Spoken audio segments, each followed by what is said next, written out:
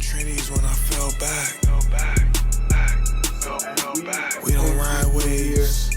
Yeah, we make the wave. I just want to be 100% transparent with y'all.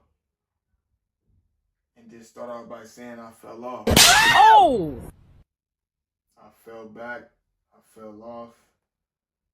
And, you know, to start this new year off, I just want to clean the house and take out the trash. And we're going to start new. It would be nice to come back to a clean house. So clean it. First things first. If you're not in tune yet, I want you to go ahead and hit that subscribe button. We definitely hit 80,000 subs. 82,000 to be exact. Top of the year, we was at 17,000. So definitely a big game. But, you know, just to go in depth of what I mean by I fell off.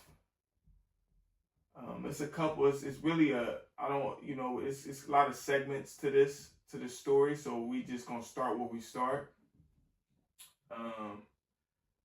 For a while, I felt like I had a target on my back. That shit, nigga. Like, it's like I'm starting to step on my toes. You little young niggas got the game fucked up. Nigga, I am that nigga. Nigga, I'm watching this shit you doing. Nigga, what the fuck is this record label you starting?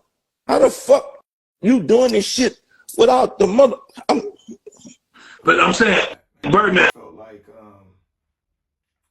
you know, when it comes to this independent grind, this independent push, and if you very much in tune with LA, you know what I'm saying, you was in the fashion and you was in the clothing and the drip down, you definitely came in contact with Urban Trademark, and we had a very, very great run. You know what I'm saying? I'm gonna just be honest with you.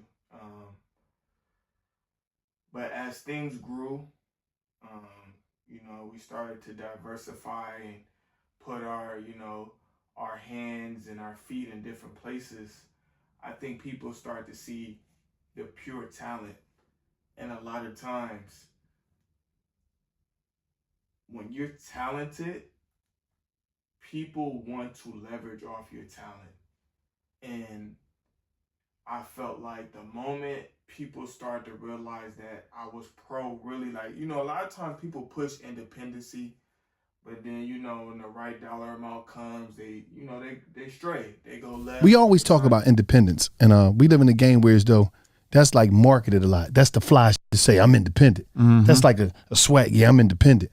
But, we talked and tell me about how in order to be real independent, you got to be out here moving like a major, and you got to put your money where your mouth is. Give me the game on that. Give my audience the game on that. What you just said. Okay. You got to put your money where your mouth is. To be independent. Yeah. You got to take them chances. You got to let your nuts hang. People don't want to do that. All right, to work a record, how much do it cost? People scared to take chances. Sign a deal, they do whatever they're going to do. But for me, I've always been 10 toes, standing on business. And I felt like things got weird the moment that people start to understand that I couldn't really be bought. And had a couple meetings, because that's just what you do. You got to sit down. You got to see, you just want to see your value. See how people see, how they seeing you, and what they think you worth. But like every sit down I had, I already had my intentions. My third eye had been open that, I'm cool with building the bricks. You know what I'm saying? I'm cool by just building the house up brick by brick. I'm cool with that. I've always been cool with that. So a lot of people ask, like, damn, bro, like, what happened to all your social medias? Well, that's a part of having a target on your back, because the moment I wasn't moving a certain way, it just felt like shit got really weird. You know what I'm saying? And it really solidified because I lost my personal, we lost the business, and then two other accounts that was associated, and then what really solidified it though is when my wife, she wasn't even really big on social media like that, but when she tried to shop me out to get, like, let everybody know, like, they got rid of all our accounts, they banned her account, they like disabled her shit and took her, I don't even know, it just got real weird, right? So amongst all that,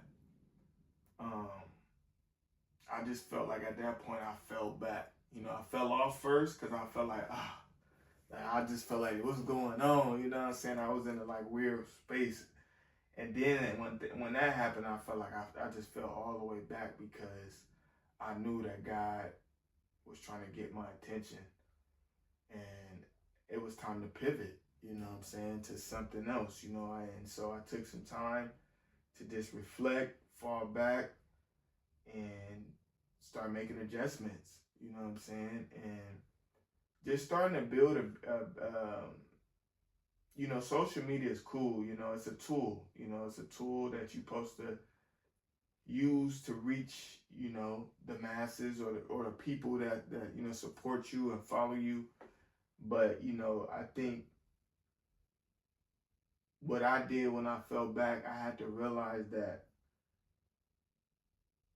with this talent and skill set that I possess, I can use it in so many other ways than just how I was using it.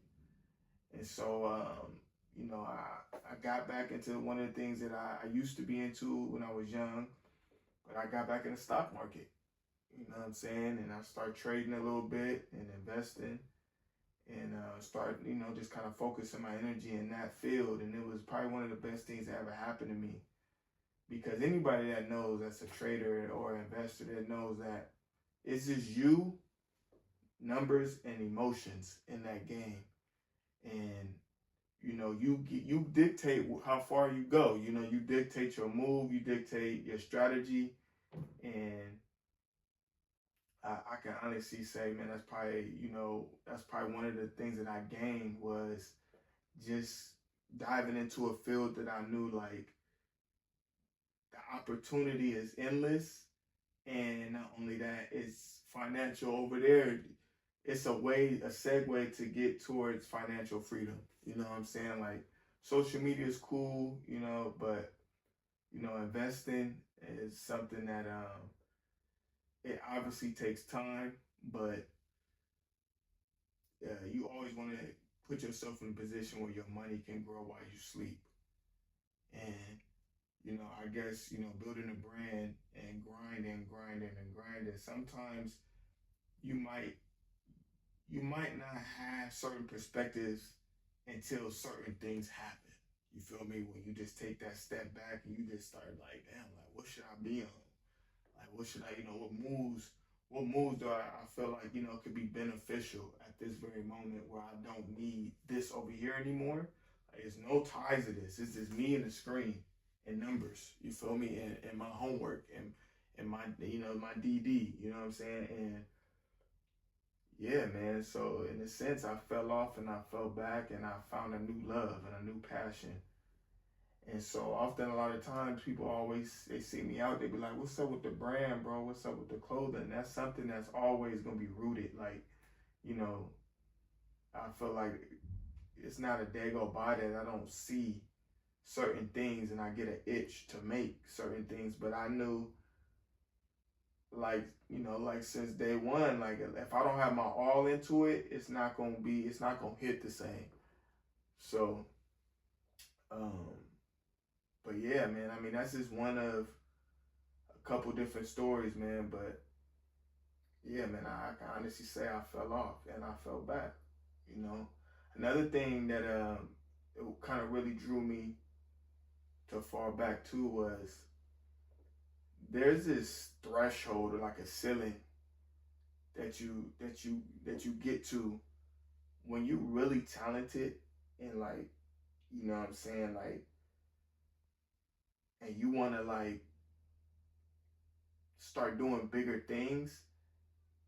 I don't want to use the word gatekeepers, but it's just certain things that if you're not willing to compromise, it's going to be very, very hard for you to kind of, you know what I'm saying, do certain things and navigate certain ways. And like, it was just certain things that I was seeing that I was just like, for me, it wasn't like, I just got tired of it. And to be honest with you, that's one of the things that I can say. Like, I was extremely blessed. We was extremely blessed to be able to make it how big we made it and how far we made it without having to do some of the things that we all seeing today. A lot of people had to do to get to where they had to get to. And I thank God for that. And I think one of the main reasons why we was allowed to be able to do the things we did is because of you guys. You know what I'm saying? The support. And one of the main things when I always look back is like I always stayed in the streets. That at one point I didn't even really understand what I was like, how deep the meaning I was pushing. But at one point I used to say like, I'm not industry, I'm in the streets. And when I look back, I kind of like that meaning even hits harder because a lot of the buildup of the brand was really the foundation of me just being in the streets, meeting people, my wife coming out, meeting people, Seven coming out, meeting people, just grinding, this hand-to-hand combat. So nothing was really like a steroid shot at any point. Like, you know, we never really got the cosigns from like the, you know what I'm saying? Because it was just more so the people that y'all, a lot of people y'all see that would, y'all quote unquote call celebrities, would be hand-to-hand combat. I'll be out somewhere and they'd be like, yo, this is dope. And then we start shooting the shit and then just go from there. You know, they'll support and it'll just be love and it'll be raw and it'll be organic. And I felt like the moment it didn't feel like it was organic anymore, I started to stray away a lot. Guy told me one time, don't let yourself get attached to anything you are not willing to walk out on in 30 seconds flat if you feel the heat around the corner. Now, if you're around me and you got to move when I move, how do you expect to keep a marriage? Well, that's an interesting point. At the moment, shit got kind of like, nah, that don't feel like I always would go left. Or if that shit was over there, I always would go right. I'll just always go the opposite way of shit that just didn't feel like right with my soul or didn't feel like pure. And I feel like often a lot of times, that was one of the other things that like kind of just made me fall back for a little bit. Like, this shit getting too crazy. This shit getting too left. Something you wish you were better at. Dealing with liars. What never. And I'm grateful, you know, because when I look up, you know, and I think about certain things, I'll be like, damn, I kind of scaved that. Like when I be seeing these stories that's going on right now, I'll be like, damn, like, yeah, I wasn't in them rooms. Fashion and fine arts. I took a sewing class. I took an architectural class. I'm thinking like I'm gonna be the first Virgil. Like I'm like, yeah, before I can see a Virgil, I'm like, yo, I'm gonna be the first straight man, black, at a big house, fashion house, doing, you know, clothes and dresses and, you know. But then when I seen Virgil do it just to see how he materialized it, and I'm still young and thriving, and I'm like, oh, this is the mechanics. I'm able to go to Paris and walk up in LVMH and see how the infrastructure is laid out and everything like that. Like, so it was super inspiring. Like, if anybody know, man, that's from LA, man, know, like, when it come to like talent and it come to like just like, I know a lot of people just, it just is what it is, man. It's like, there's levels to this shit. And